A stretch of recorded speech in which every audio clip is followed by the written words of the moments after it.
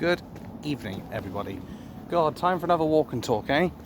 And a good opportunity for me to get my mind off of my feet, other than trying to literally wrap around my neck and strangle me, that it'll take my mind off of my feet killing me.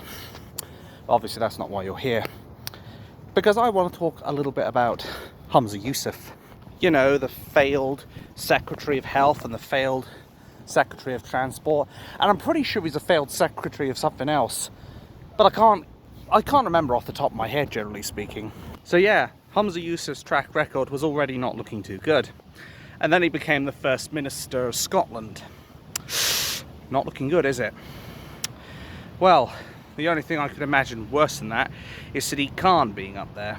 But he's already in London, so I guess we've got that to thank for the mercy that the Scottish people don't have to put up with him. But I digress. Humza Useles, I actually looked it up, was it yesterday or the day before? I can't remember. I think it was yesterday, but it was pointed out that he was thinking about resigning. And then it turned out he did resign. So I am only too glad to see the back of his ugly mug. Come to think of it though, I'll tell you what, he would make it good. He would make a good beer mat. Stick that on the counter, put your mug down. Yeah, that would be good.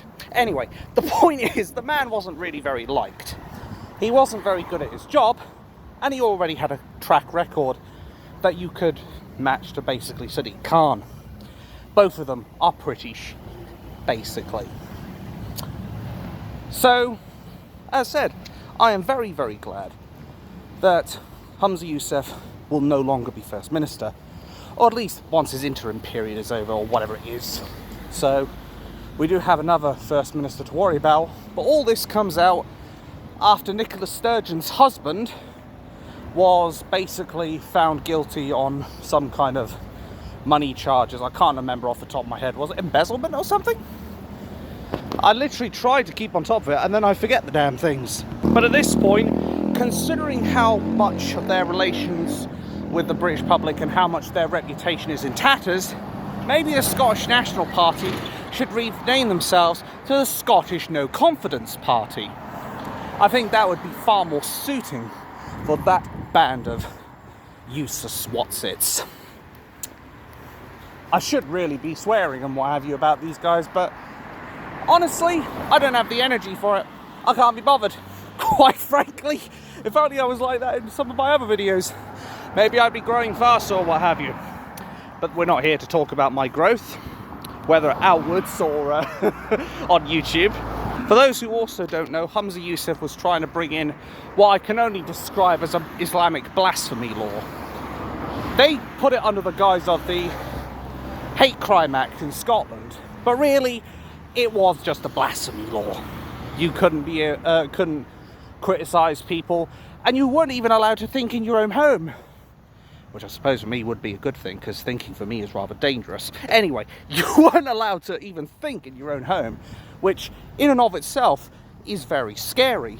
The fact that you could have police literally barge into your house and arrest you on suspicion of thinking of nasty things to do. And all this really boils down to, this law, is not even just the fact that it was a blasphemy law, it's the fact that leftists and left-leaning douchebags, to put it mildly and nicely, could basically weaponize the law.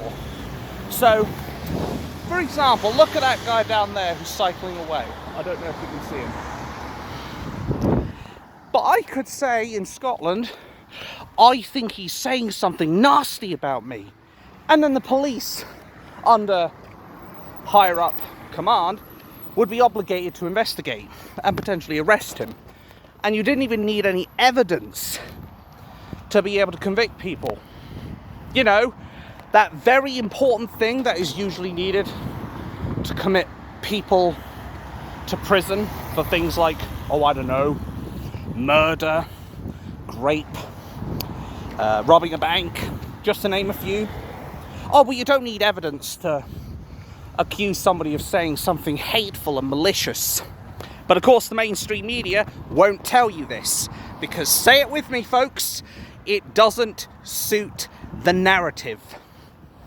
So effectively, the left could use this, the media could use this, people like Lizzie Dearden could use this if she lived in Scotland and Tommy Robinson was up there.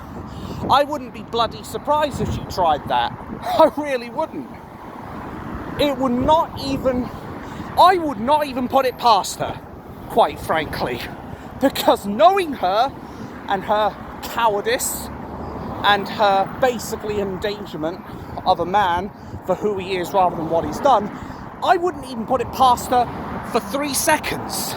I'm willing to bet dollars to donuts if Sadiq Khan was up in Scotland and he had a lot of people who were saying that he should go and that he should resign, I'm willing to bet he would try and have us all done for hate crimes.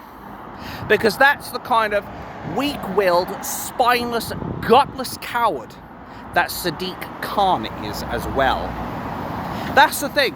A lot of these left-wingers, they don't understand that by putting these kinds of crimes in, they are basically delegitimizing having a healthy conversation, a healthy debate.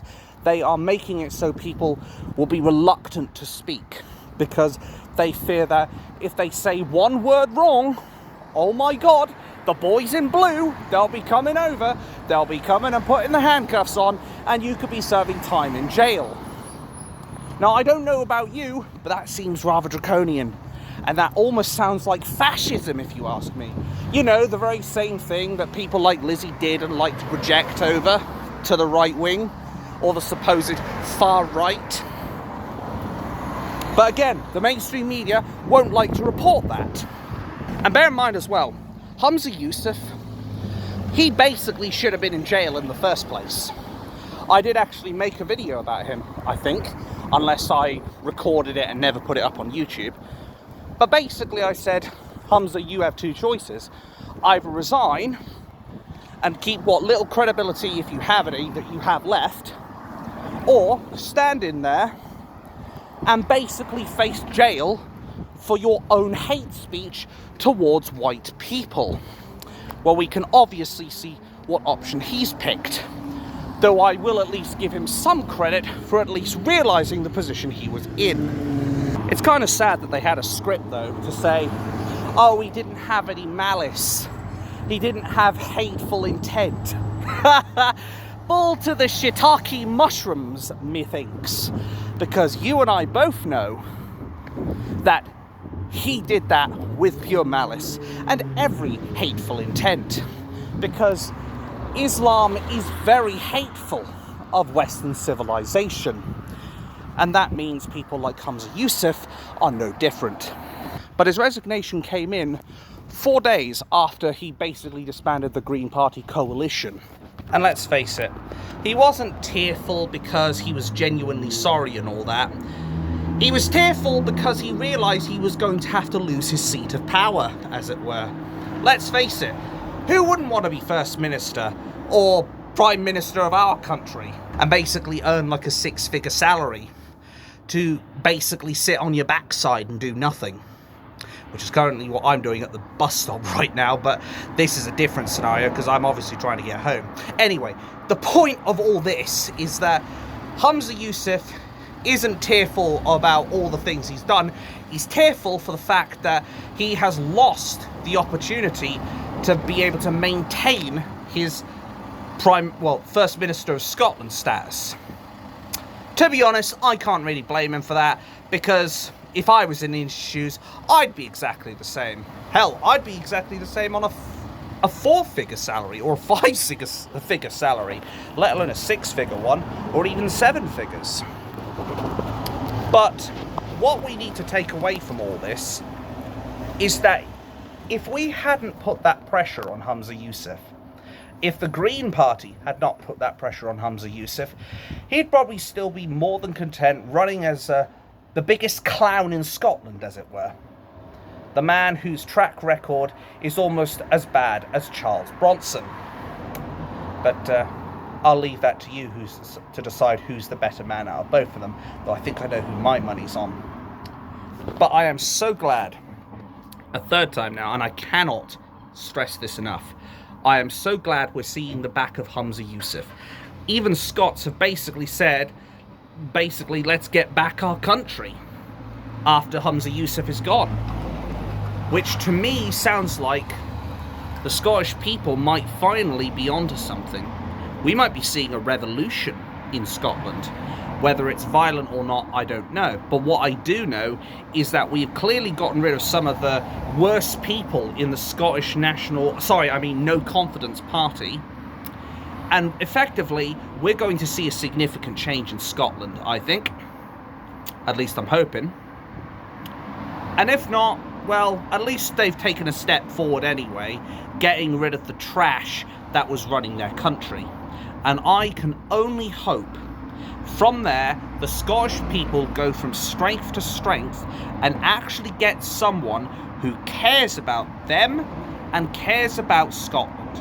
Because much like the rest of the UK and how in London will only get better once we take out the trash, i.e. Sadiq Khan, and replace him with someone who cares about London and Britain, effectively that's where we stand right now.